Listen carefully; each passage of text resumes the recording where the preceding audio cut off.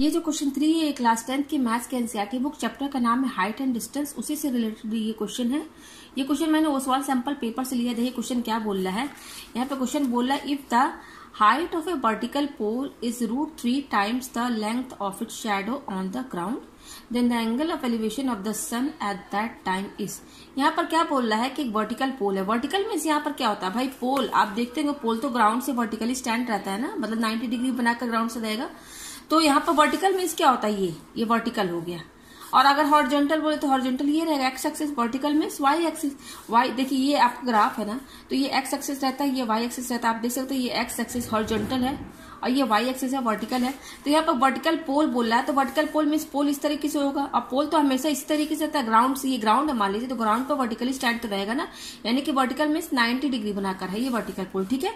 तो यहाँ पर एक वर्टिकल पोल है जिसकी की हाइट क्या बोल रहा है कि वर्टिकल पोल की जो हाइट है वो √3 times the length of its shadow on the ground. कह रहा है कि जो पोल की हाइट है, वो जो पोल की जो हाइट है वो उस पोल की जो शैडो की जो उस पोल का जो शैडो बन रहा है ना, उस शैडो को लेंथ का √3 टाइम्स है, ठीक है।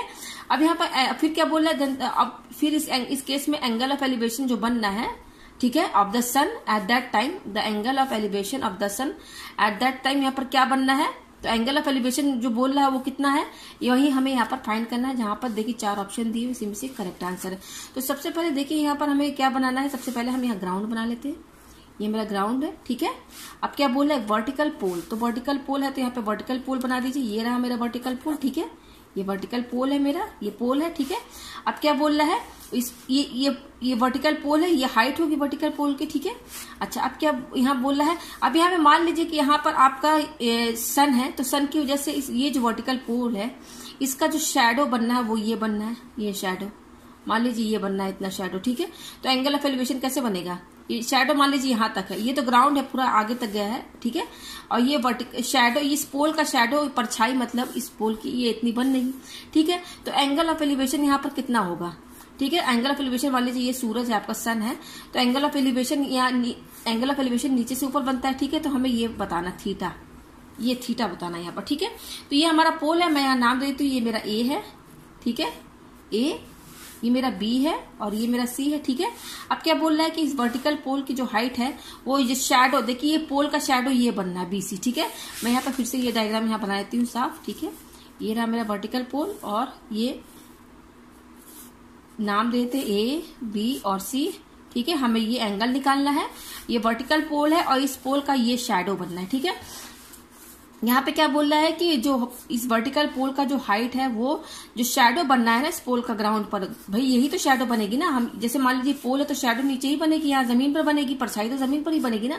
तो उसकी इसकी हाइट जो है जो शैडो बन रही है उसका √3 टाइम्स है। तो सबसे पहले हम यहाँ पर लिख देते हैं let the length of shadow be x metre. हम ये मान लेते हैं कि ये जो शैडो बन रही है ना, शैडो जो परछाई बन रही पोल की वो x मीटर है, ठीक है। तो अकॉर्डिंग टू क्वेश्चन यहाँ पर कंडीशन क्या बोल रहा है कि जो वर्टिकल पोल क्या है भाई, एसी क्या है हमारा, यही हमारा वर्टिकल पोल है। मैं यहाँ पे लिख देती हूँ वर्टिकल पोल है ये। तो वर्टिकल पोल इसकी हाइट जो है वो शैडो की जो लेंथ है उसका √3 टाइम्स, यानी कि ये जो हमारा एसी है वो क्या होगा, √3 टाइम्स किसका है, शैडो की लेंथ का √3 टाइम्स है। तो ये √3 हो गया टाइम्स, यानी कि इसमें इंटू करेंगे क्या, शैडो की लेंथ। शैडो की लेंथ मैंने क्या माना, x इंटू एक्स, यही तो होगा ना। हमने बीसी को क्या माना, x माना, यहाँ पर हमने बीसी क्या माना, x मीटर माना है। तो इसकी हाइट जो है अकॉर्डिंग टू क्वेश्चन, इसकी हाइट जो है वर्टिकल पोल की वो शैडो की लेंथ का √3 टाइम्स है। तो क्वेश्चन के हिसाब से तो यही बनेगा √3 और ये x इंटू कर दीजिए। तो एसी हमारा क्या आया, √3x। आप देख सकते हैं ये √3x आ गया इतना एसी, ये एसी √3x है और बीसी हमने x माना है, ठीक है। तो हमें थीटा की वैल्यू फाइंड करनी है। तो देखिए एसी और बीसी, ये देखिए ये वर्टिकल पोल है, 90 डिग्री एंगल पे बना रहा है ग्राउंड से, तो ये परपेंडिकुलर हुआ, ये बेस हुआ। तो परपेंडिकुलर और बेस किसका फॉर्मूला लगता है, tan क्या होता है, tan होता है परपेंडिकुलर अपॉन बेस। परपेंडिकुलर क्या है हमारा एसी है और बेस क्या है बीसी है, ठीक है।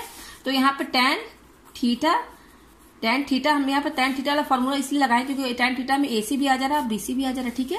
तो एसी देखिए कितना दिया हुआ है, एसी आ गया ना √3x यहाँ पर अपॉन, अब बीसी कितना x है, ये आ गया। तो ये x और x कैंसिल, तो कितना आ गया, √3 आ गया। तो यहाँ पर tan थीटा कितना आया है, √3 आया, ठीक है। अच्छा, यहाँ पर tan है, यहाँ देखिए, यहाँ tan है। तो आप ट्रिग्नोमेट्रिक टेबल में tan वाला देखिएगा कि tan का कौन सा थीटा का वैल्यू है जिसका √3 वैल्यू है, ठीक है। थीटा एंगल की वो वैल्यू देखिए जिसमें √3 हो। तो आप जानते हैं कि tan 60 जो होता है वो किसके बराबर होता है, √3 के बराबर। यहाँ tan है तो आप tan वाली ही टेबल देखेंगे। अगर यहाँ साइन होता तो साइन का देखते। तो tan 60 क्या होता है, √3 के बराबर होता है। तो यहाँ पर हम लिख सकते हैं tan 30 = √3 की जगह हम क्या लिखेंगे, आप यहाँ देख सकते हैं tan थीटा जो है यहाँ पर ये √3 है, तो √3 की जगह हम क्या लिख देंगे, tan 60 लिख देंगे। ये tan 60 लिख दिया।